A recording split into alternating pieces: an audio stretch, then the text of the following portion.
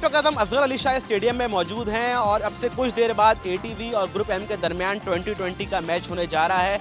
Group M और ATV दोनों टीमें हैं जो मीडिया कप के फाइनल में पहुंची थी और ग्रुप एम ने एटीवी को एक सख्त मुकाबले के बाद जो है वो शिकस्त दी थी।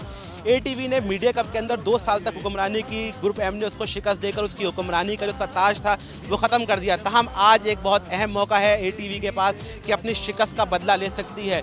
दूसरी जानिब ग्रुप एम भी अपनी फतूहात का सिलसिला जारी रखने की हर मुमकिन कोशिश करेगा।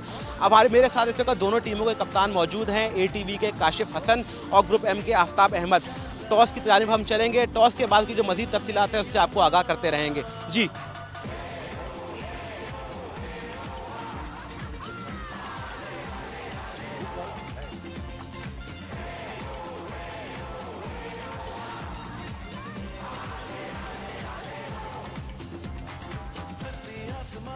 ग्रुप एफ के कैप्टन ने जो है वो टॉस जीत लिया है। अब हम उनसे पूछेंगे कि वह बैटिंग करेंगे या फील्डिंग। जी आफ्ताब साहब, आप बताएं क्या आपका फैसला है? हमारा फैसला ये है कि प्रेफर करेंगे कि बैटिंग करें पहले और टारगेट अच्छा बैटिंग करके टारगेट अच्छा देंगे और कोशिश करेंगे मैच जीतें। आफ्ताब साहब क्या समझते हैं क्या टारगेट होगा इस विकेट पर जिस पे आप एटीवी को टफ टाइम दे सकेंगे?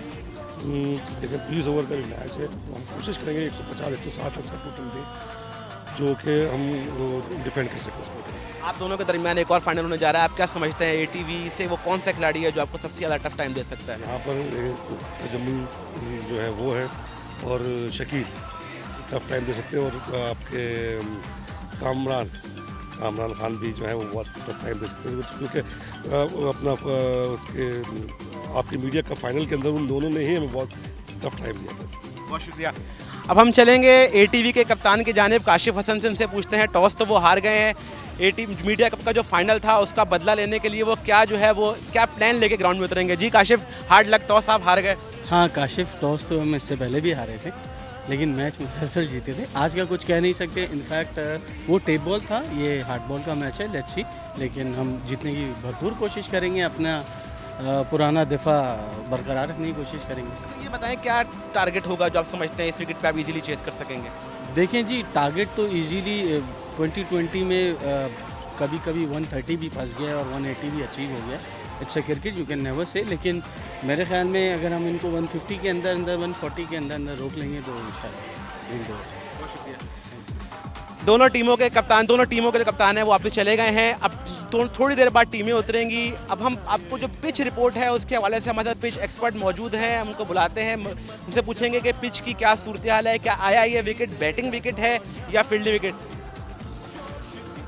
तो क्या विकेट की हवाले से सूरत हाल बताएं कि क्या ये विकेट बैटिंग सपोर्टिंग करती है? एक्चुअली ये पिच जो है जो मशहूर है वो बैटिंग के लिए है, लेकिन एक अच्छा स्पिनर भी जो है इस पर अपने परफॉर्मेंस दे सकता है और एक अच्छा बैट्समैन भी जो है वो यहाँ इसको करने में उसको कोई दुश्वारी पेश नहीं है। क्या समझते हैं क्या टारगेट यहाँ 2020 का होता है जो टफ हो जाता है, जिसको अचीव करने में थोड़ी सी प्रॉब्लम होती है? एक्चुअली जो इस वक्त जो ओवरनाइट ड्यू है, जो सेकंड बैटिंग होती है उसमें थोड़ा बॉलिंग साइड को थोड़ा सा प्रॉब्लम होती है।